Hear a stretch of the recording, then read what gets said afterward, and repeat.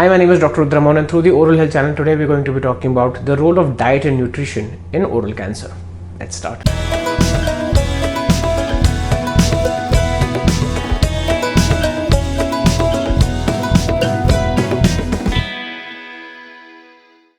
So today I'm going to be talking about a very important but ignored aspect of the role of diet and nutrition in the pathogenesis of oral cancer. Now we all know that oral cancer is usually caused by habits, deleterious habits or oral abusive habits such as tobacco and alcohol, but at the same time there are some other factors which play a role in the pathogenesis of cancer. We already know that there are some genetic factors that predispose us to oral cancer. At the same time, you need to understand that there are some nutritional factors that predispose us to oral cancer.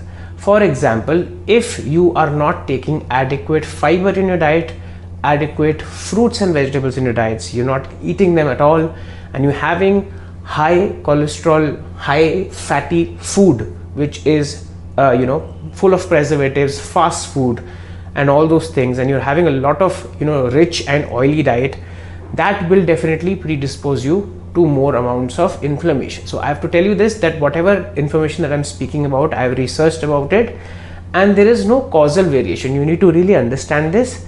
There is no causal variation between the diet and the nutrition that is being taken or absorbed by our body to the propensity or the pathogenesis of oral cancer, but they have seen something known as a relative risk. So they did population studies, case control studies and all those things, and they found out that people who tend to eat a lot less fruit, fiber, vegetables, whole cereals, all those things in their diet compared to other people who do, they are generally more predisposed to cancer. Also, it has been found out that if you maintain good oral hygiene, the oral integrity of the mouth is actually maintained, because of which even if you're consuming in moderation anything such as tobacco and alcohol, the propensity of it to get absorbed because of the oral integrity not being compromised, if you're keeping your oral hygiene spick and span, it becomes much less absorbed into the the oral mucosa in that area. Also, if you are taking diet rich in vitamin A and vitamin C, it has been found out that they have a protective role when it comes to any sort of oral cancer pathogenesis.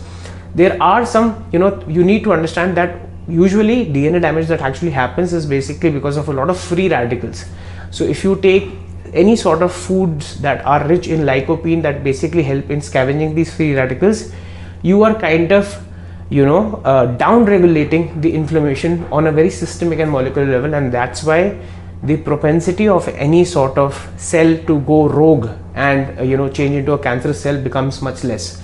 So, and also it's been found that if you're overweight, your cholesterol is high, you don't get enough exercise, you don't do enough exercise, you have a sedentary lifestyle, you don't hydrate yourself enough, your mouth is dry most of the times, that also kind of makes you more susceptible to oral cancer. Now, most of the information that I found out is actually not causal, but it has an association. That means there is an association. When you see people, when you compare people with, and these people have been matched with, tobacco and, smoking and alcohol as well. So you have case matched controls. That's what they're called. When you did something like that, it was found that when you just want to exclusively talk about diets and everything else should be the same or similar, it comes out if you take a fatty diet, if you take a lot of non-vegetarian diet which is rich in fat, animal fat, if you're taking less of fruits, vegetables, whole wheats, breads, taking a lot of fast food, taking a lot of stale food and all those things, all these kind of things that are basically very mass produced. I know it sounds very difficult in today's world to not consume these things because we have become so used to this kind of thing. Also, people who have a very high BMI, basically because who don't exercise, your body is always in a state of inflammation. You need to understand that if you are obese or overweight or morbidly obese, your body is definitely in a state of chronic inflammation, in a state of chronic stress. So wherever the stress at a molecular level comes, it kind of makes things a little difficult for cancer not to propagate and start. So basically all I want to say as a conclusion to everyone is try to be as least aggressive when it comes to the deleterious habits, but good habits and good diet and protein rich diet and less of carbs and more of leafy vegetables, and the fact raw vegetables also do help. If you take a lot of citrus fruits, it's good for your health because of the fact that vitamin C also is a scavenger of a lot of free radicals that cause inflammation and can play a role in the pathogenesis of cancer. So that's it for today's episode. Please like, share and subscribe, and do press the bell icon for important updates. If you have any queries, apprehensions, suggestions, criticisms or doubts, please feel free to put them in the comment section. Here are my social media handles and my WhatsApp number. Kindly refrain from directly calling me and drop me a message so that I can get back to you in some time. So that's it for today. Thank you.